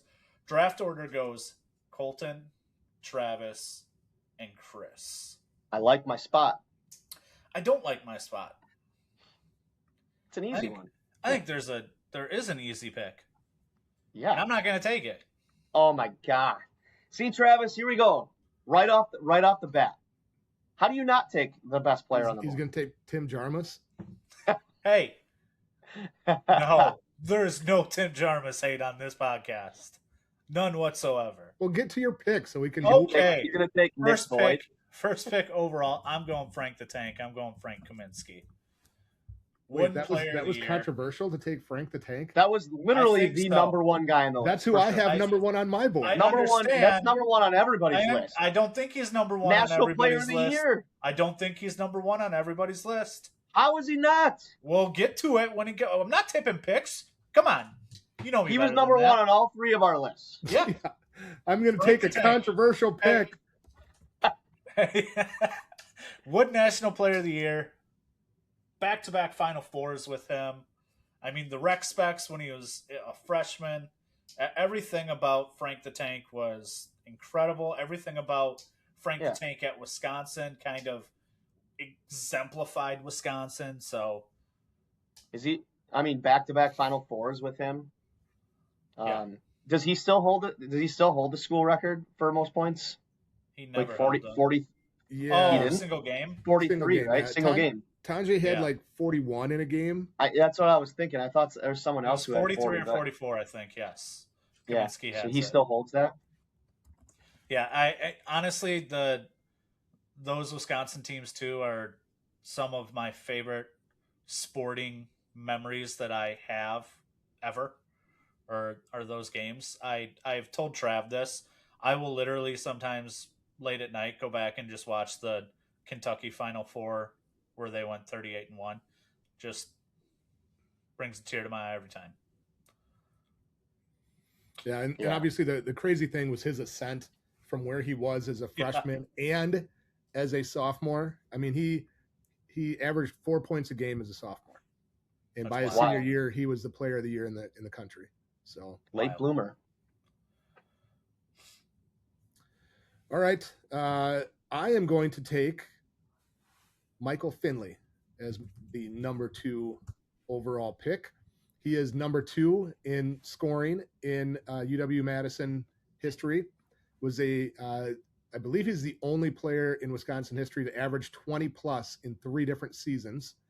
Was a 2-time Big Ten all conference first team. At the time that he was done, he was 12th all time in Big Ten scoring history. Obviously went on to a long NBA career, first round draft pick, won a NBA title with the Spurs, spent many years with the Mavs, is with the Mavs, I think still in a player personnel or some kind of front office role. So Michael Finley, my pick in the first round. He was also my number 2. He was my number 2. Michael Finley was awesome, man. I loved him. And he was like he played like right in that wheelhouse of when I started obviously to watch basketball. I was like between 5 and 9 years old when he played, and I remember him just being super athletic and then became a crazy good shooter in the NBA. Yeah, we talked like before we came on how the NBA career isn't necessarily the parameter for this, but I mean, it's definitely a point, and he had one of the top probably 2 NBA careers of a Wisconsin grad. Would we say? Yeah. I mean, I would argue that at least to this point. Yeah, I mean, I would argue he's number 1, right? I think there's one other that I'd put up there. 1A, 1B probably. All right, my pick. I will go with Wisconsin's all-time leading scorer, Orlando Tucker. 22, a little over 2,200 career points. Big Ten Player of the Year. Led the Big Ten in scoring, right? In 2006, I think it was. And that wasn't even the year that he was the Player of the Year. Who was the Player of the Year in 2006? Was that Greg Oden? Was he there then? Might have been. Might have been 07. I can't remember. But he had a UW single season record of 716 points in that 07 season, which is pretty crazy. I feel like he's easily a top 3 pick. So let me ask you this. Don't care. How much does the all of it? The absolute one of the most horrendous like assistant coaching moves of all time, where he tried to get Greg Gard fired and convince the players to try to get him as the coach. He leaked audio from practice to the media, including, by the way, he sent it to me. I have no idea why. He sent it to like 3 or 4 people. I think it was Jeff Patrikas. It was who was at the State Journal at the time. I can't remember who from there, but for some reason he sent it to me as well. And I remember getting it and be like, what the heck is this? But I will tell you that significantly diminishes him in my eyes. I loved Orlando Tucker as a player. I loved watching him. I loved, that was 05, 07 range. I loved him as a player. Shoddy hit against Iowa. Yeah, I liked, how he came back and was an assistant. I think what he started as some kind of player rep or something, and then came back or ended up being an assistant. But for him to completely blackball himself by his actions from the program just sucks. That he did that, and I moved him down. I did not. I did not take him second, because I figured Chris would take him at somewhere in that pick, and I just couldn't fathom taking him based on what he did afterwards. And we had talked a little bit off air, Colton and I, about that or whatever, and I basically said, I was like, yeah, I don't care in regards to this draft, considering like we're just picking him off of like these are the players, right? So like he does have the record and holds the record. I was too spiteful. He wasn't on my board. He'd be bad in the locker room on my team. Well, in my hypothetical team, he's not a coach yet. So no, I mean, for the parameters that we have, I mean, that's who I would have like argued as possibly number one. Honestly, if it wasn't for the stuff that came out, I think he's arguably. You're crazy if you take anybody other than Frank Kaminsky as the number one pick. But with my fourth pick, it's your second pick. Okay, with the fourth overall pick of this week's draft, I am taking a guy who I first saw play when he was in high school. I'm taking Devin Harris. Just explosiveness, quickness, his overall just game was so much fun. Like I remember being at the Milwaukee Vincent holiday tournament. We had played, our varsity team played there. I was on the JV team, so I played earlier, and I was sitting in the stands and watching Tosta East play, and I thought at the time Devin Harris was Allen Iverson. I mean, he was. Yeah, it was crazy watching him. But as far as, at Wisconsin, I mean, Big Ten Player of the Year, first team All Big Ten, Wooden All-American, second team AP All-American, which is kind of like, that's a slight, right? Like that's kind of crazy. Yeah. But he was unbelievable. Was he fifth overall pick? Is that right? Something like that. Yeah. He's the one that I would have put up there with Finley for like the best NBA career out of Wisconsin. 1A and 1B with those two. Harris fifth overall pick in the 04 draft. Harris's pull-up triples were like the feet kind of did. He like kicked his feet back. Like I loved watching his jumper. Man. I think he's obviously another guy, like we're looking at all these guys, like how do you not pick him in your top four, top 3 or 4? He's unbelievable.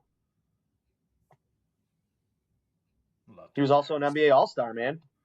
Devin Harris, I think, was the first, like, I never had the Badger jersey, but it was the first one that I really remember seeing, like, in bulk, was the 34 Badger jersey out in public.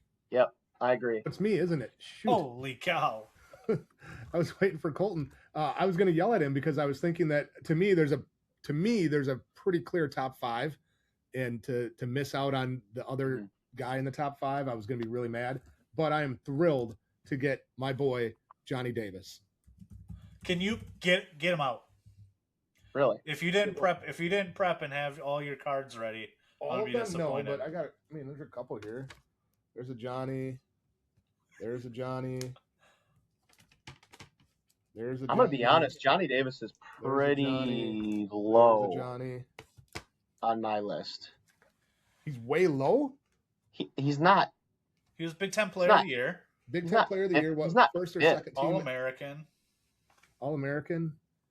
And he left a year early, which, I mean, you got to factor that against guys that stayed for 4 years in terms of stats and all that kind of stuff. I mean, maybe he's, I don't know. I don't think he's the 5th best player. Well, I took him 5th. He was just in Reedsburg last week or 2 weeks ago. He came down and did a clinic with our Reedsburg varsity basketball team, which was pretty cool. tried to get Brock to take the Johnny Davis jersey that his brother has and get it signed, or at least wear it, and he wouldn't even do that. So I don't think he's clear cut top 5. I think I he's don't either. clear cut top 6 or 7, but top 5, no. But I don't put anything behind the pit or. I mean, it's fine. By the way, It's he fine. left after his sophomore year, and he wasn't 3 years. He was only 2 years. Well, Sure. that actually lets me get the guy that I was hoping to get here. Right after Frank left, Mr. Footwork himself behind Frank, taking Ethan Happ. Happ gets kind of lost when you talk about Wisconsin greats because it's coming off of the Decker, Kaminsky, that group. Well, he redshirted the year they made it to the title game. Yeah. So he's right after that group that has all these high expectations, but Happ finished third all time. He's third all time in points. He's the only 1,000 rebounder at Wisconsin. He was a 2-time AP All-American. Like, his footwork with his back to the basket was sensational, especially when he would go baseline. Well, he's also 4th all time in assists. That's wild. I mean, I personally think he's very, very underrated, sure, but like I think he's the real deal, man. Footwork wise, man, it's crazy to watch him go to work. Do either of you think that He's he also kind of gets 4th. lost? Yeah. In it? Yeah, I think that maybe simply because of the group before him. Well, not only that, but the group that he second ended all up time in blocks though too. Yeah, the group that he ended up spending most of his time with, Nigel Hayes, Bronson Koenig, Showalter, those guys were on those final 4 teams. Yeah. And so the guys he played with had that team obviously peak success, and the Badgers were good under while Happ was there, but obviously never reached that same level. So I think for that reason he does get a little forgotten. I think the game he played was so different, right, than so many people, and obviously wouldn't fit today at all. Who knows if anybody would even give him a shot. That he played a different game than so many people. Yeah. So, by the way, the 6 picks so far have been in order of my 6. I think things are gonna get muffled up pretty quickly here. Yeah. I'm between 2. Gonna go with the guy that's back on staff, the Aussie. I'm going Kirk Penny. He was the first Wisconsin player to earn back-to-back all Big Ten honors since 1952 when he was there. Sharpshooter. He always the goatee. Everything about Kirk Penny. I remember that was back when I was growing up, first falling in love with Wisconsin basketball, and Kirk Penny is a name that, it sticks out. Not where I would have went. Are you still in order, Travis? No, he was a little farther down because I have a couple old school guys ahead of him. I don't have any qualms with Kirk Penny in that spot, though. I forgot that he was 2-time All Big Ten. He didn't have the huge scoring numbers, but he was obviously very good. It would have been something. Still finished in the top 15 all time. Yeah, there was that time frame after For points, you're saying? Yeah, he's close, right? After the Badgers' Final Four run in 2000, there was a time there where it would have been amazing to have Kirk Penny, Orlando Tucker, and Devin Harris all on the same court together at the same time, and it never happened, right? I don't think so. Like that was a pretty incredible run for those 3 in what was it, over the course of 7 or 8 years. But we never got all 3 of them together, which would have been pretty cool. There was no overlap there. Yeah. Penny was just outside of the top 10 because Jordan Taylor was number 10 at 1533, and Penny is 1454. Gotcha. So I don't know. I'm going to go old school, I guess. There's some more recent guys that certainly are worthy of consideration, but I have a lot of old school guys now coming up. And I'll go old head, and I'll take Claude Gregory. When he when he was done playing, he was the Badgers' all-time leading rebounder. Ethan Happ now holds that designation. He is still pretty far up there in points, 1,700 points. Yeah, just a good player. Obviously predates all of us. I mean, he played, well, I guess I was alive for a little bit of his career, but averaged 20 points a game as a senior. The Badgers did some good stuff in that time frame. They weren't consistent. Like that was I think that was the Bill Caulfield era a little bit. But yeah, Claude Gregory, a Badger Hall of Famer, and so I'll go there. I'll go old school. I just couldn't go there. And it's nothing against Claude and the other old guys, but I just didn't know. I'm not the historical buff that Trav is when it comes to sports, and so this is where I really don't know where to go. Part of me just wants to go with like guys I loved watching play, simply just because like I think that's what I'm gonna do. The first guy I'm gonna go with is Nigel Hayes. Jay Benish talked about it too, just like the things that he did on a basketball floor, just the toughness and like grit that the guy had. But then you look at his numbers, man, and just under 1,900 career points, over 800 rebounds, 320 assists. He played a lot of basketball at Wisconsin. Yeah, for sure. And he was like the poster boy, right, for Wisconsin forever, right? And he was there by himself at one point, but he was also there with all the other guys, right? Yeah. So it's like he'd been around the block type thing. Like that's part of why he's like the only Badger in the top 10 in points, rebounds, and assists. Crazy stat, right?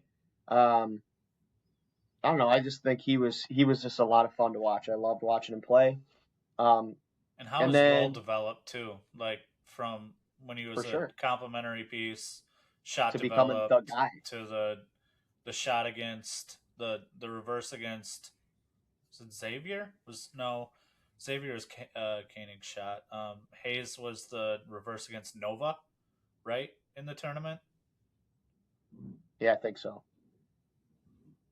And then the next one was a guy that I don't know. I think you guys, I don't know where you guys will sit on this one, but he was an absolute beast and a guy that I didn't feel like for a long time. It was a guy that maybe didn't get enough love because he was only there for a couple years. But I'm gonna go with Rashard Griffith.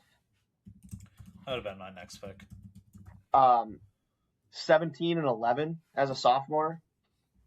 It was like at that time he was first Badger to average a double since like the late 70s. Crazy.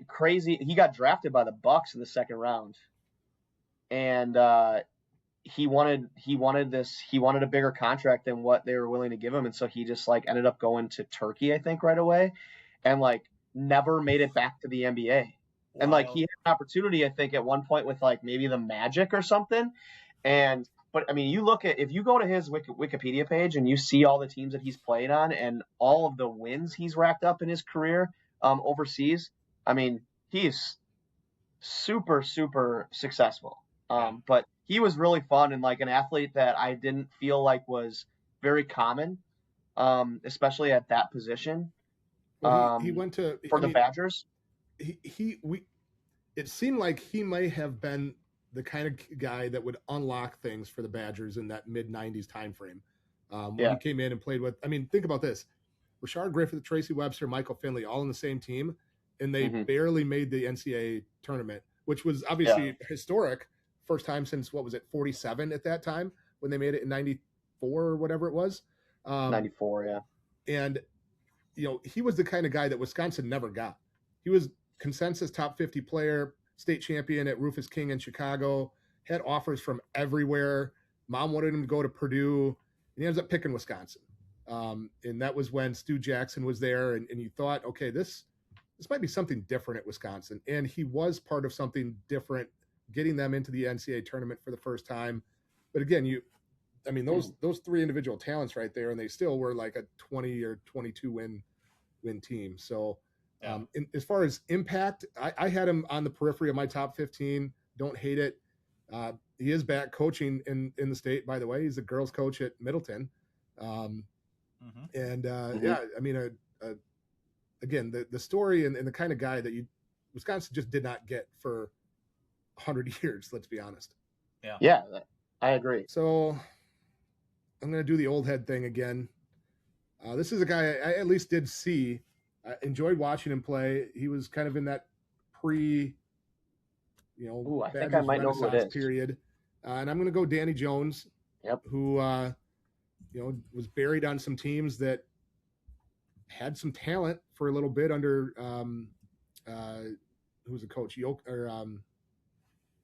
Yoder. Steve Yoder. I mean, the guy scored almost 1,900 career points. Yeah. Averaged 20 points a game as a junior, 17 points a game twice. Just a really good player on some teams that weren't all that great. So really high in a lot of stat categories, scoring, field goal percentage, free throw attempts, all those kinds of things. So he led the team in rebounding twice too. Yeah, I do remember watching him play, and he was a fun player to watch. How big was he? Not that big, like 6'6", 6'7", I want to say. Played much bigger than he was. He was a big, strong guy. Even for that time period, like he was put together. 6'6". 6'6", 245. That's a big boy. He was like a poor man's Charles Barkley kind of player. All right. My two picks. I'd be remiss if we didn't take him. We've talked about him on this podcast plenty, but Sam Decker, watching him at Wisconsin, I mean, the recruiting, obviously going into it, the shot, state, everything that compounds to then being at Wisconsin as a freshman, how it was the quickest trigger I've ever seen on a player on the court. Decker would make a mistake and Bo would see ya, gone. You're on the bench, to what he did those last two seasons on those back-to-back playoff, or on those back-to-back Final Four runs. We'll never forget the shot over Willie Cauley-Stein, the step back in the Final Four game. So I again, those two teams hold a pretty sentimental piece of my heart, and yeah, Decker had to be drafted on my board. So here's my question with Decker, and like I'm not trying to diminish anything that he's done, because he had some huge moments, especially at the late in the season with their postseason runs and everything. But is he truly worthy of being in the top 15, or because of just the overall, like, what am I looking for? This is overall resume, right? Like obviously his most stats, almost everything that everybody remembers about him is just in the NCAA tournament for the most part, right? Yeah, I think if they don't have the team success they had, not a chance. His stats were very good, but they were not elite. The best he did was all Big Ten second team. But yeah, and you look at all these things, right? Like, and on the same token, he played with the National Player of the Year his final year. So that and had some really good supporting cast players, professional players. If Frank Kaminsky's not there, is Sam Decker a 22 point per game scorer? So what does he do his senior year if he stays? But his I don't know, and that's why he left. He was smart to leave, because I don't think he was going to be the 18th overall pick the next year. No, he had to go when he did. There's no shot. His ceiling was, he was at the ceiling for where he was going to go, for sure. Yeah. I mean, but everything, look at his accolades, right? Everything on it, that's his top accolades. It's all postseason stuff, which is great. Showed up in big moments, but like, I mean, if your accolades are going to be shots against Arizona, shots against Kentucky, shots against Arizona again, like, yeah, I'm happy taking him. I think that there's plenty of guys that are right in this category that you could take, right? And I think that Decker may be lower than for you because of everything that you said, but as far as what he gave, I mean, I'm not saying I hate it. I'm not saying I hate it. I'm bringing up the debate. Like No, I thought it was worth talking about. It's very valid. Again, without the team success, if they don't get to a Final Four, if they're really good, they never get to the Final Four. Not a chance he's on the list because, right. I mean, otherwise he's Mike Wilkinson, if we're being honest, of what his career was at Wisconsin. Not even that, because Mike Wilkinson was first team All Big Ten. And it's true. That's Mike true. Wilkinson is one of the options for my next pick. So apparently, if that's not going to be taken well by the dais, I will pivot. You can do whatever you want, Colton. Take Dennis Rodman. I'm gonna go old school. We talked about guys that he played with in Griffith and Finley. I'm gonna take Tracy Webster, all-time leading assist guy at Wisconsin. He's got 501 assists. I think he's second in career steals. He's got the most assists per season. You talk about that team that this is right when I was born, so obviously I didn't experience it, but it is, that group was kind of the first group that I was able to go back and experience from a lens of watching in the past. So Tracy Webster, I think he was a 3-time Big Ten selection of some sort, so happy to get him. I have several old head picks that I really, really want to make here, and I'm struggling on which one to go with, but I think I will go with Clarence Sherrod, who played in the early 70s. That was the time that freshmen were not eligible to play basketball, so he did not play as a freshman. Averaged 22 and 23 points a game his junior and senior years. Career leading scorer in terms of average at UW, 19.6 points a game. Again, missed freshman year because of eligibility rules at the time, but that's where I'm going to go. Clarence Sherrod, one of the all-time greats.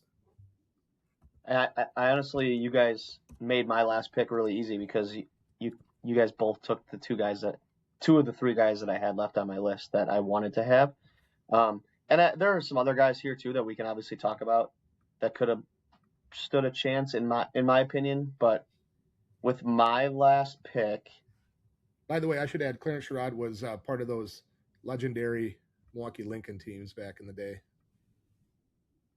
I've only ever heard mythical stories about those teams. My last pick, I am taking Jordan Taylor. Top 10 in points. Number two in assists behind Tracy Webster. And just a guy that was he 2-time All-American? Maybe. I want to say he was. But like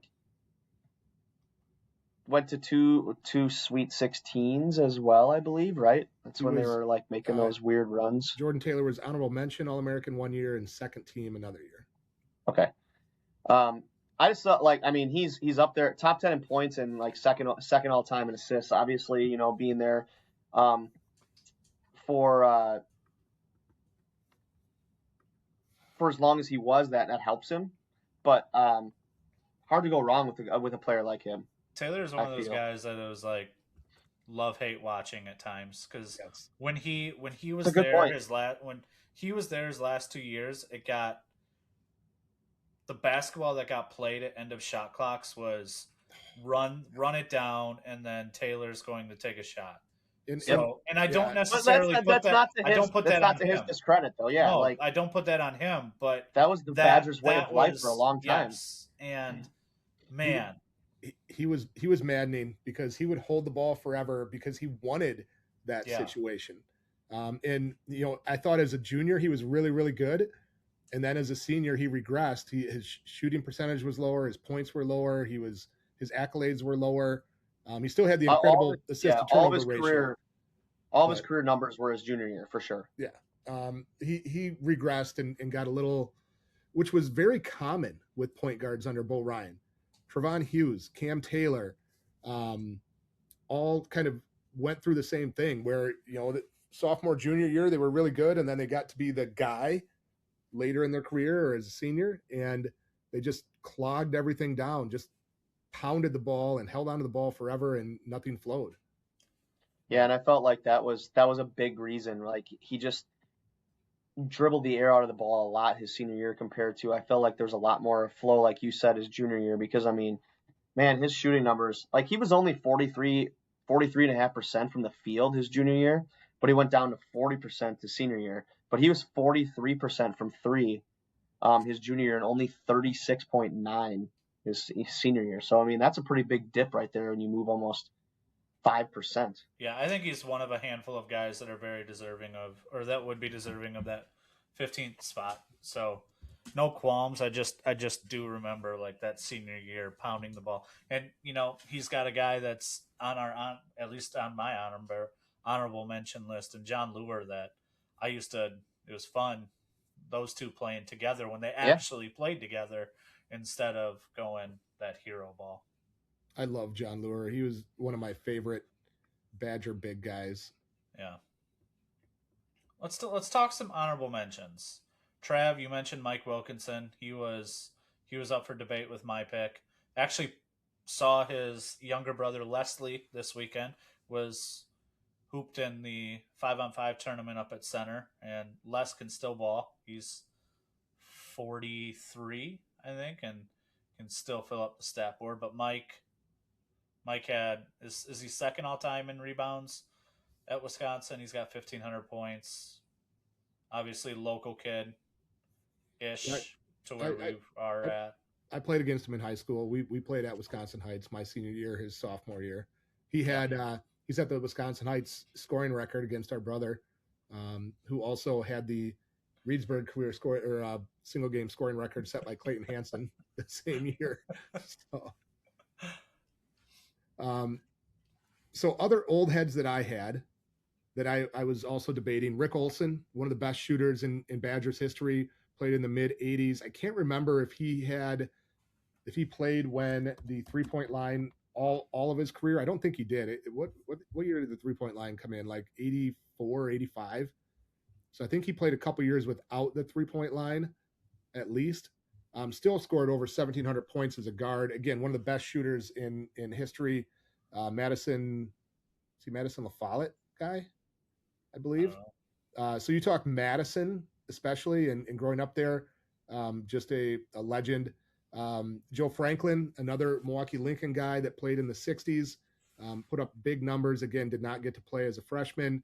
And going way, way old school, Don Rayfelt, who you talk about NBA, he was the second overall pick back in 1950, I think it was. He was a second-team All-American, one of the early pioneers for basketball in Wisconsin, or at Wisconsin, excuse me. So two-time Big Ten scoring champ. Yeah.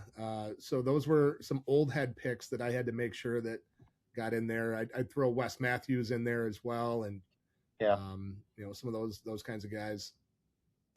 Career average of 18 points a game for Wes Matthews. I mean, that's pretty tough to do for 4 years.